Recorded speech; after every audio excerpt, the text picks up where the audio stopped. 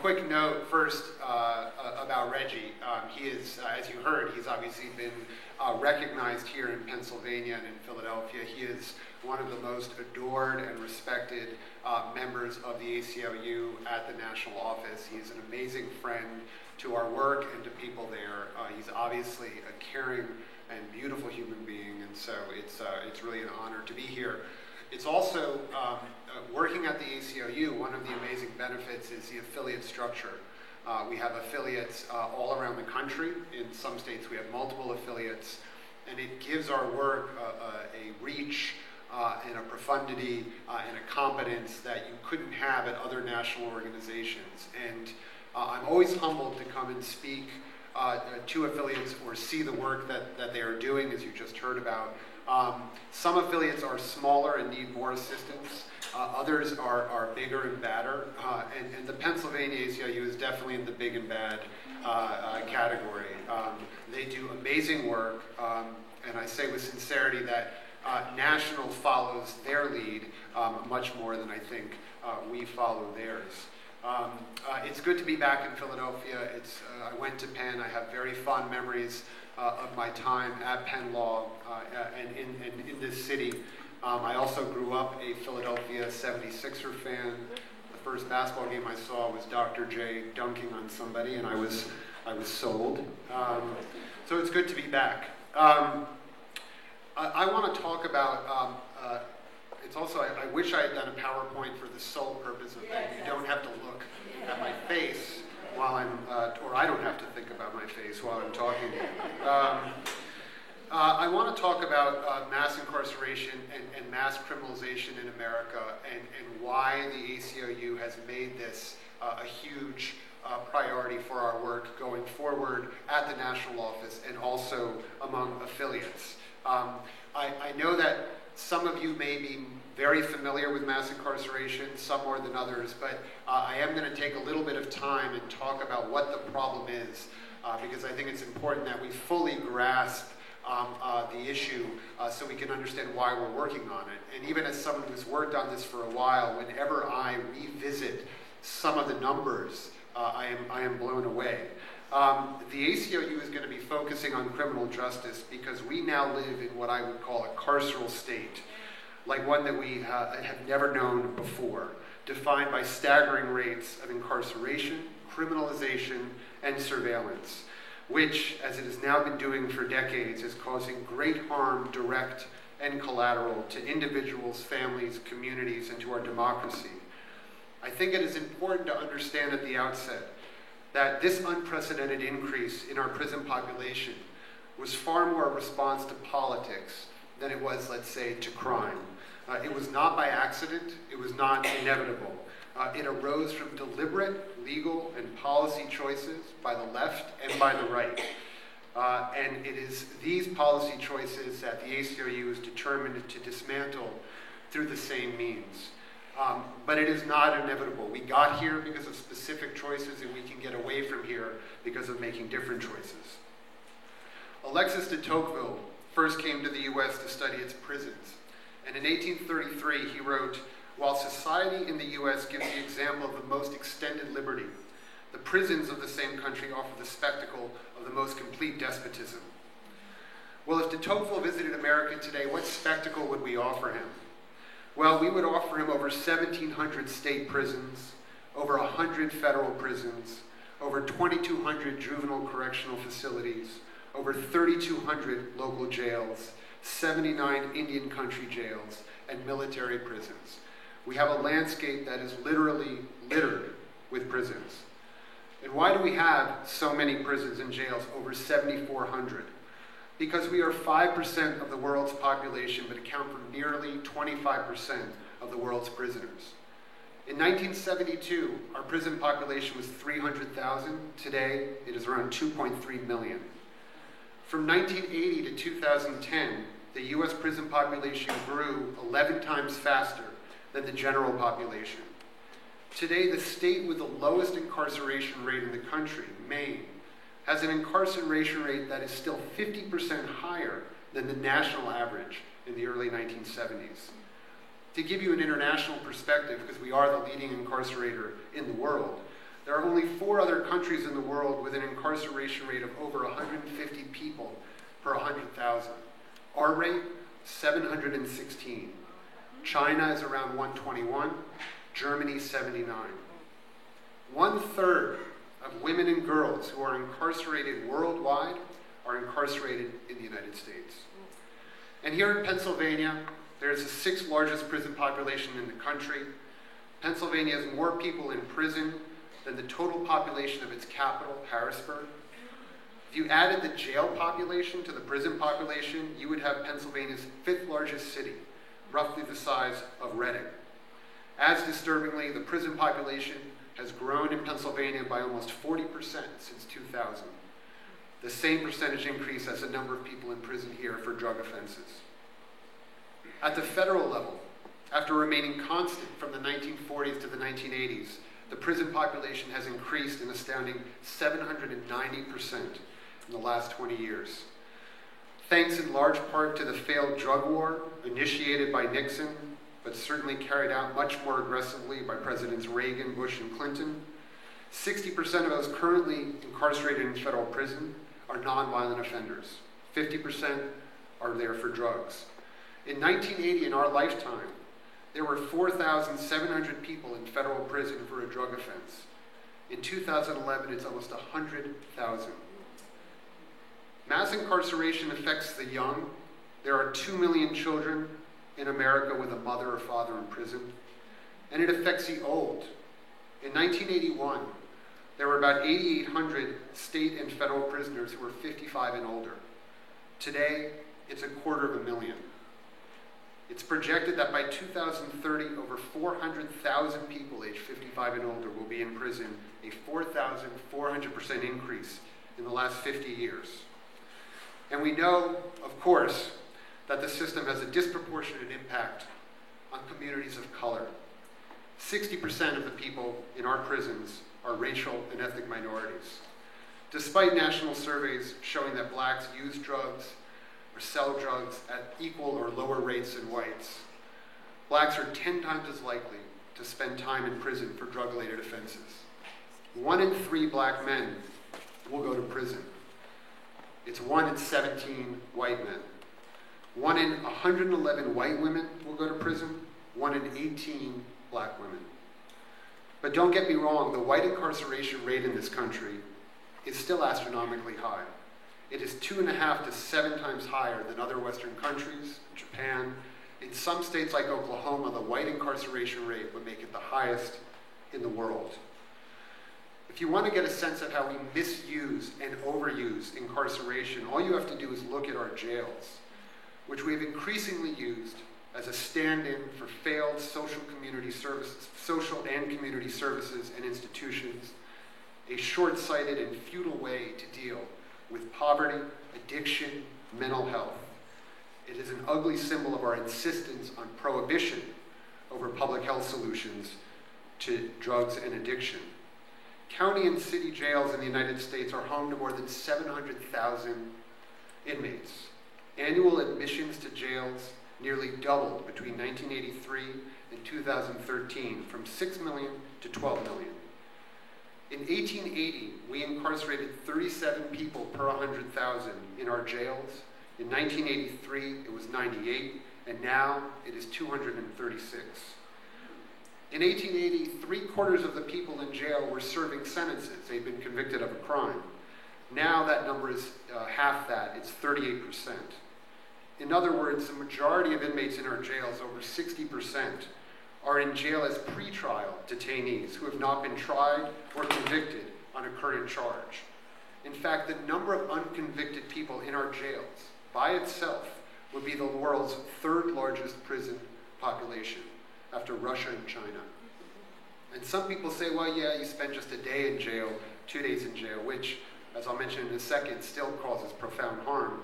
But in fact, the average stay in jail is over 3 weeks. And if you just think about being kind of taken out of your life and thrown in prison for 3 weeks and what that would do to your job, to your health care, to your parenting responsibilities.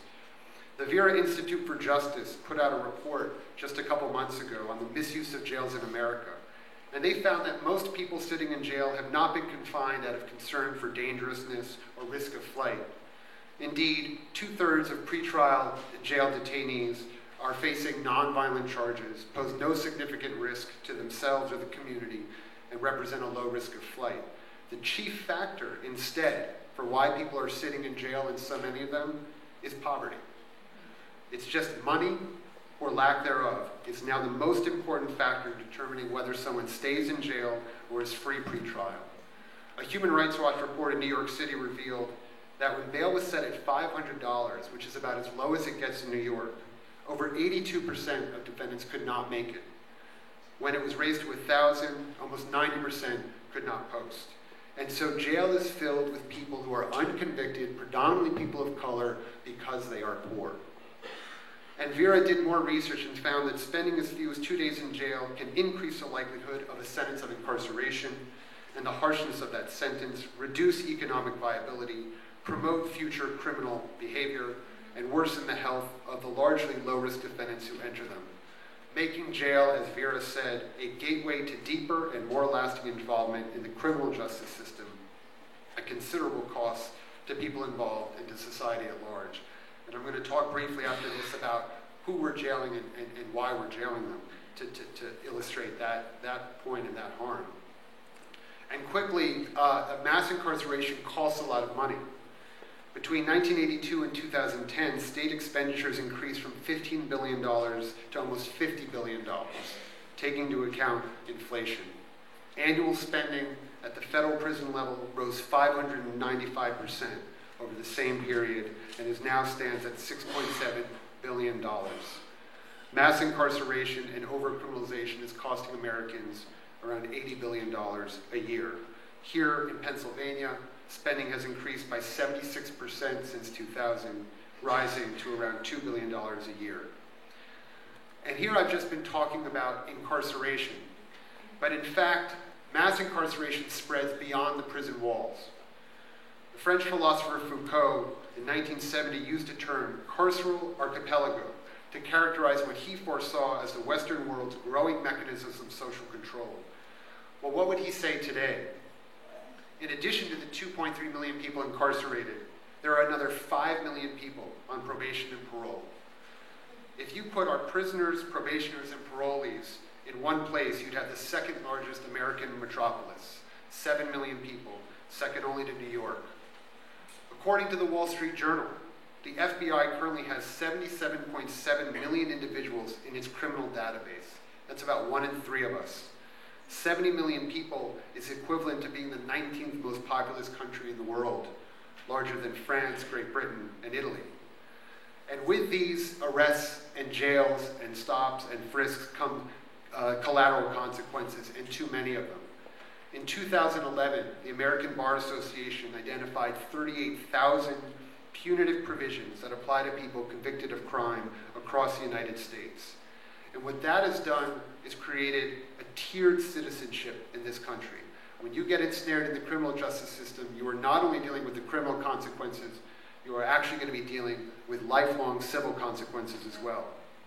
Some have called this a civil death, a range of penalties that relegate people to second-class status. Perhaps the best documented of these is voting. Almost 3% of eligible voters can't vote now in the United States, around 6 million people. 8% of the African-American voting population can't vote because of criminal convictions. In Florida, which has lifelong bans for felony convictions, 10% of its voting age population and 20% of its African-American population is disenfranchised.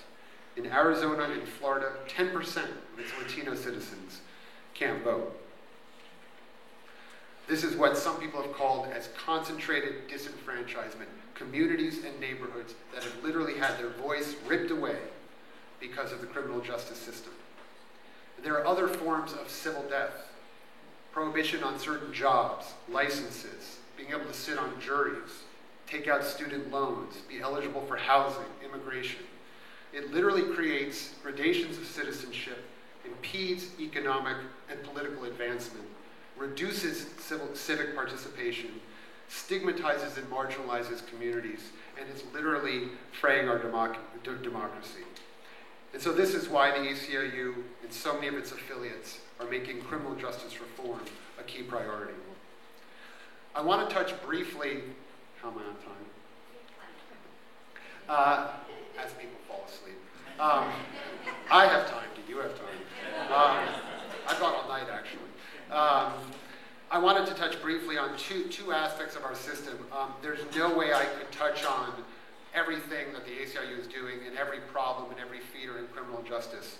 But I wanted to focus maybe on a front-end issue and then a back-end issue that I think just highlight some of the problems that we face. On the front end, I want to talk about policing work, which has been much in the news lately. And at the back end, I want to talk a little bit about sentencing. Mass incarceration starts with police contact. And of course, I can't talk about policing without first acknowledging that we have seen, as has already been briefly discussed, tragedy after tragedy unfolding in cities and towns around the country. After hearing the news of the death of Freddie Gray in the back of a Baltimore police van, I thought about a blog that I had just written after we saw Walter Scott gunned down from behind in South Carolina. And in that blog, I had said, haven't we just also recently seen a South Carolina officer shoot LeVar Jones, who was unarmed, for trying to retrieve his driver's license at the officer's request while parked at a gas station? Did we not just watch Eric Garner, an unarmed man, choked to death in Staten Island while being arrested for selling cigarettes on the street? Or did we not just witness the tragedy of 12-year-old Tamir Rice being shot and killed in a Cleveland park while playing with a toy gun within seconds of police officers arriving? Or what about the killing of Dontre Hamilton in Milwaukee, shot 14 times after an altercation with police because he was sleeping in a park? Or John Crawford in Walmart near Dayton, Ohio, gunned down for picking up a BB gun in the sporting goods section? Have we not recently heard the testimony of Milton Hall's mother, recalling how her son's life ended in a barrage of 45 bullets in Saginaw, Michigan? Sadly, these unjustified killings are not a new phenomenon. They are just being documented and reported more frequently. Indeed, as a side note, we have no idea how many people are killed every year by law enforcement agencies in this country. We know the number of pigs and hogs that live on U.S. farms, 66.1 million, but we do not know how many people the police kill, let alone injure, let alone shoot, every year. We clearly need more robust documentation, but that tells you something about how much police departments and state institutions and governments value that information that we don't even know it.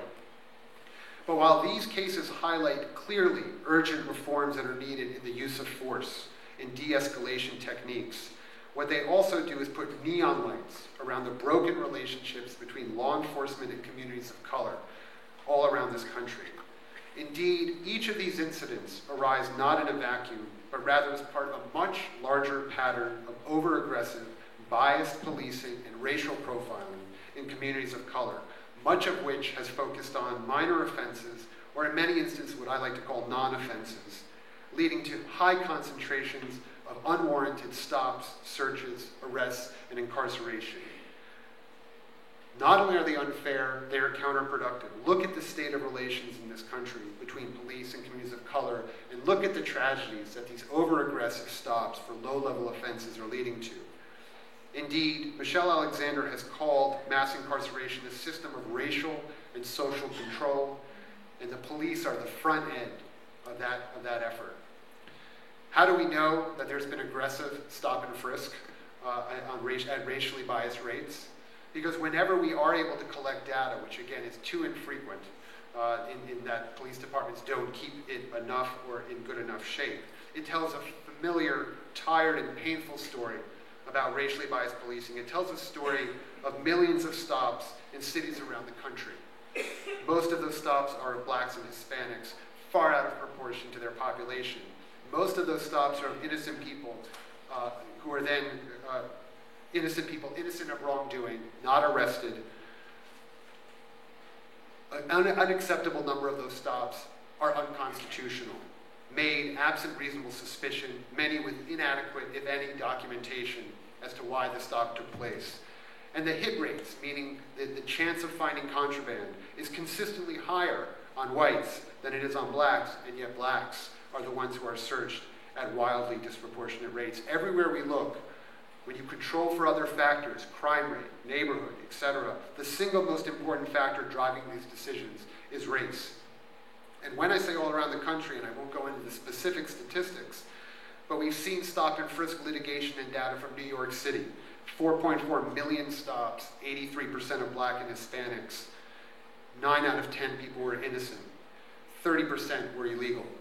In Philadelphia, as you heard, the police, 3/4 of the stops, African Americans, who comprise less than 50% of the city. Less than 1 in 10 led to an arrest.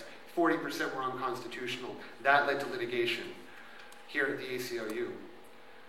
In Baltimore, our affiliate had to litigate against the Baltimore police for making arrests without probable cause. Those arrests have since gone down. Stops and frisks, though, now are on the rise. Our Illinois affiliate just put out a report on stops and frisks in Chicago that showed that, in fact, Chicagoans were stopped at more than 4 times the rate as people in New York at the height of stop and frisk, overwhelmingly African Americans. In Boston, we did a study. Blacks, again, disproportionately stopped, even after controlling for crime rates. 75% of those stops had no justification. In smaller places like Miami Gardens, they stopped half of its population over a course of 5 years. More than 1,000 people were stopped who were over 70. 250 people were stopped over 20 times. And like stops, so too with arrests. We did a report in 2013 looking at marijuana possession arrests.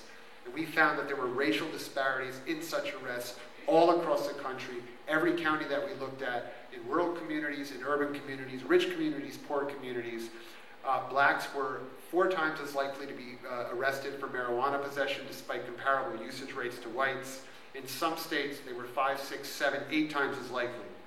Here in Pennsylvania, it had the 7th greatest disparity between whites and blacks. And at least 5 counties in Pennsylvania, blacks were over 8 times as likely. We just released data, the Minneapolis Police Department. We found that blacks were 8 times as likely to be arrested for vagrancy, which calls into a practice back in the 1880s and 1890s, where blacks were rounded up for vagrancy and put into forced labor, basically a made-up crime. 9 times as likely for disorderly conduct, 12 times as likely for marijuana, and 17 times as likely juveniles for curfew loitering. And I remember, these are just numbers, but we have found this all across the country, and it's this kind of policing practice, saturation in communities of color, stopping people based on their race, and then not charging them or charging them with low-level, non-violent, non-serious offenses, getting them wrapped into the criminal justice system. That has harms on the individual level and on the aggregate level to the community. But it's in that context that these tragedies that we have seen, these killings have taken place. These are not bad apples. These are not isolated problems in the use of force, though there are problems in the use of force. This is part of a policing culture that has grown up in America in the last 30 years. And it harkens back when I was a public defender and I got to see what some people were being jailed for in this country. And I was shocked. I represented an older black woman with only a few of her teeth, suffering from stomach cancer, who was arrested and then held in jail for over almost 48 hours for asking people for change outside of a bank. I represented a teenager, a kid in school, who spent a day in jail for using his student Metro card on a holiday. Not only did they arrest him for that, but he spent 24 hours in jail. I represented a 47-year-old woman with no criminal record who was on a New York subway, was uncomfortable with a guy who was on the train, so she walked in between cars while the train was moving. Arrested, jailed for over a day, missed a day at work.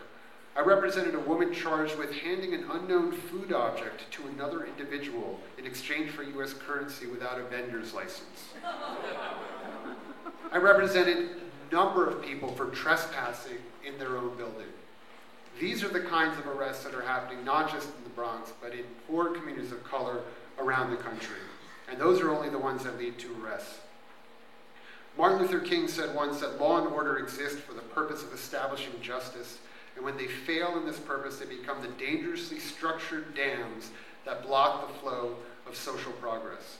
I think that is where we are with policing in many respects in this country. They have become a dam that blocks the flow of social progress. The police are not the answer to all of our social problems. They can't solve poverty. They can't solve broken public education school. They can't be the public health solution. But they can make things much, much worse and keep that cycle going. And indeed, I think in many places they are. I think there are a number of things, since that is a fairly depressing account, I hope. But there are a few things that I just wanted to flag that are potentially hopeful moving forward. One is that, of course, and this will be fairly quick, but the Black Lives Matter movement and some similar movements that have grown out of these tragedies, I think, frankly, is very, very exciting. It's led mostly by young people, and I think there is a new generation of awareness and reform and outrage and impatience to deal with what has really been happening now for 2 or 3 decades. And I think one of the goals is to make sure that that movement understands the connection between policing and mass incarceration. The White House, for what it's worth, has taken note. The president formed the Task Force on 21st Century Policing. They conducted several hearings at which the ACLU testified and have issued dozens of recommendations that we're hoping will be implemented by police departments around the country.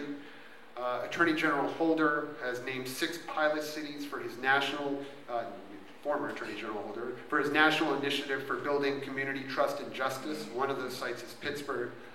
The Department of Justice, now under the leadership of Vanita Gupta, who is my former boss at the ACLU and director of our Center for Justice, is more aggressive than I have seen it in many years, launching investigations or entering into settlements in a number of jurisdictions here in Philadelphia, in Ferguson, in Cleveland, in Albuquerque, in Seattle, in small parishes in Louisiana, and they are taking a very proactive role in trying to change policing. Police are starting to reconsider their rules governing use of force. There are calls for greater transparency in the collection of data and oversight in meaningful civilian complaint review boards that have independence and teeth. There are pre-booking diversion programs, like one in Seattle, where the police have discretion to, instead of taking someone straight to jail like they would as a matter of course, they divert them pre-arrest to treatment. These are for people who are arrested on drug crimes and prostitution. And there are police departments looking to expand programs like LEAD around the country. There is a greater sensitivity that police need to be better trained in dealing with mental health issues and people with mental disabilities. And there are some police departments, like in Memphis, Tennessee, and Portland, Oregon, that are partnering with mobile crisis units and mental health services in the community to put people into treatment instead of into jail. There's increased sensitivity about the militarization of our police force, as we saw in Ferguson, and affirmative steps to demilitarize police, although there's a long way to go. Civil asset forfeiture, a way that police seize your property without arresting you or charging you, is now something that has bipartisan support for reform. It was just ended a few weeks ago in New Mexico with the help of the ACLU there. And of course, on marijuana, there's been a movement toward decrim and legalization that will hopefully remove marijuana from the criminal codes around the country. But ultimately, on policing, I do have to say, we have to change police culture. And I will admit that this remains a vexing challenge. I was at a hearing before the U.S. Commission on Civil Rights the other day, and someone testifying said that trying to change police culture was like trying to bend granite. But then bend granite we must, even if it requires superhuman effort, not to mention that it must be accompanied by a commitment to other economic, educational, and public health justice efforts in poor communities. Do I have time? 5 minutes. All right. Can I get 8? Okay. Can I reserve rebuttal? All right. I will go quickly. I did want to talk a little bit about sentencing issues. High levels of incarceration in this country are principally the product of, as I said, specific policy choices. And many of those, I think, come in the sentencing arena. Mandatory minimum sentences, 3 strikes laws, truth in sentencing laws, meaning you have to serve most of your sentence and don't get good time credit, and life without the possibility of parole have all been huge contributors to the growth of our prison population. I wanted to talk very quickly about LWOP. LWOP has tripled nationwide between 1992 and 2008 from 12,000 to 41,000. In 1970 in Louisiana, there were 143 people serving life without parole. Now there are over 4,000. 1 in 9 inmates in Louisiana is serving a sentence of life without the possibility of parole. And here in Pennsylvania, it's 9%. 9% of its prison population is permanently imprisoned. We put out a report a year and a half ago called A Living Death, Life Without Parole for Nonviolent Offenses. We found that over 3,200 people are serving life without parole for having committed a nonviolent offense. 96%, 2/3 are in the federal system, and of those, 96% are there for drugs. For 18%, this was their first offense. An estimated 65, and by the way, the Supreme Court has said that that is constitutional. An estimated 65% are black. In Louisiana, it's 91% are black. At the state level, people are serving life without parole for offenses like stealing a $159 jacket, possessing a trace amount of heroin, being the middleman in a $10 sale of marijuana. I filed a clemency petition yesterday on behalf of a guy named Douglas Duncans. Very quickly, in Fort Worth, Texas, he joined a drug conspiracy when he was 24. It was crack cocaine in the early 90s. It was a fairly small conspiracy. He was a manager.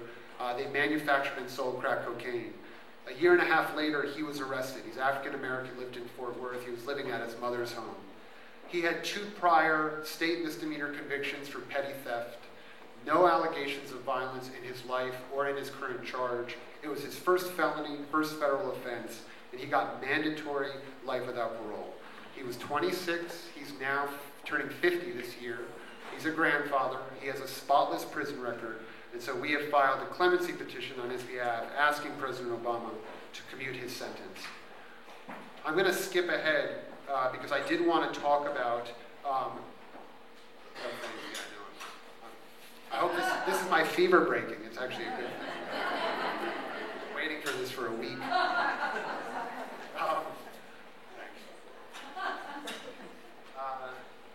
you have any cologne?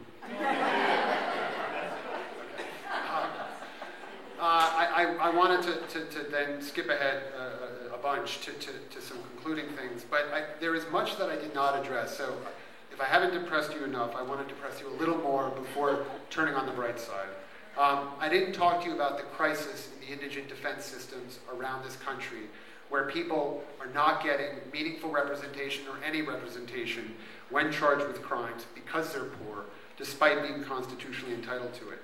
I didn't talk to you about the school-to-prison pipeline work that the ACLU in Pennsylvania and National is doing, where kids are fed into the criminal justice system. I didn't talk about the growth in private prisons, in profit and political power. I didn't talk about debtors' prisons, which are on the rise again, where people are thrown in jail simply because they're too poor to pay their fines. I mentioned civil asset forfeiture abuse, but didn't talk about how rampant it is. I mentioned militarization of the police, but didn't talk about how deplorable it is and its evidence in SWAT raids, particularly in communities of color. I didn't talk about the deplorable conditions of our prisons and jails, the use of solitary confinement and the death penalty, immigration, national security, or surveillance technologies. All of this affects our criminal justice system. I will say, though, and this is bragging a bit for the national office and our affiliates, that amazingly the ACLU is doing work on each and every one of these issues in the courts and in the legislatures. But lest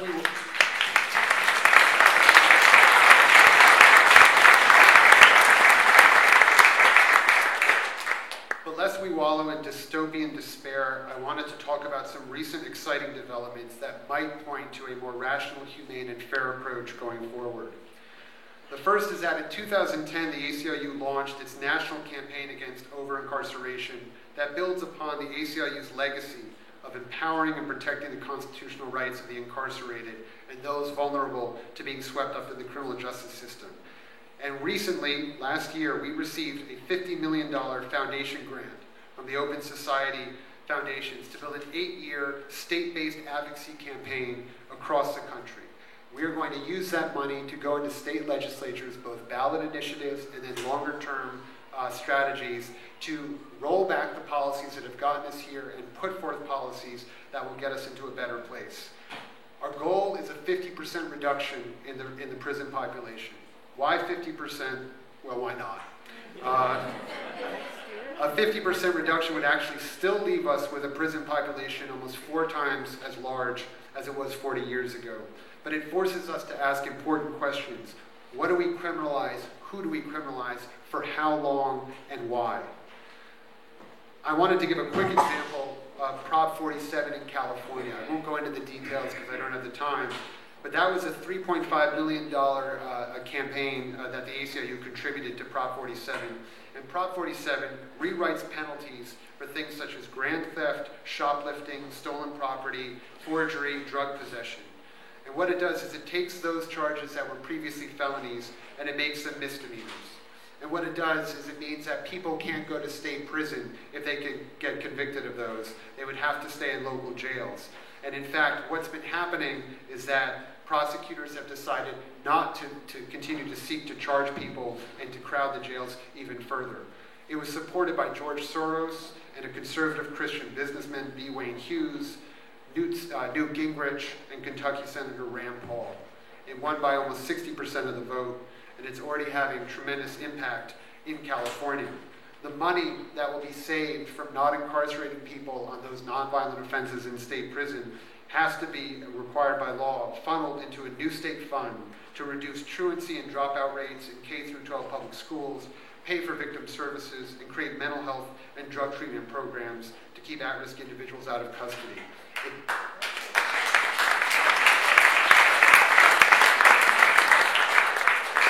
I literally thought you were clapping so that I would end. I was like, wow, that was pretty clear. So we are going to push similar campaigns like Prop 47 in states around the country with our new campaign. The MacArthur Foundation recently announced an initial 5-year, $75 million investment that seeks to reduce over-incarceration by changing the way that we think about our jails. It's going to fund up to 20 jurisdictions to design and implement plans for creating fairer, more effective local justice systems, to use innovative, collaborative, and evidence-based solutions. Prison populations in certain states, actually not far from Pennsylvania, have dropped in the last couple of years. Maryland by 9%, New Jersey and New York over 20%, Texas even slightly, and California. If you heard, Hillary Clinton just gave her first major policy speech of her campaign, and it was on criminal justice, spoken quite passionately, calling for an end to mass incarceration. And she's joined not just by Democrats, but actually by a wide and growing conservative movement. The Koch Institute, Heritage Foundation, Cato, ALEC, Grover Norquist, Newt Gingrich and Rand Paul. Suddenly I find myself working with and presenting with a vast conservative and libertarian movement that seems to be swept up in criminal justice reform. And recently, there was an announcement of the formation of the nonprofit Coalition for Public Safety to make criminal justice system more fair and more just. The partners include, thank you, the ACLU, Americans for Tax Reform, Center for American Progress, Faith and Freedom Coalition, FreedomWorks, Leadership Conference Education Fund, and Right on Crime. And so there is more enthusiasm and excitement from both sides of the political aisle, certainly more money that is flowing into criminal justice reform than we've seen ever before. And I think those are reasons for being optimistic.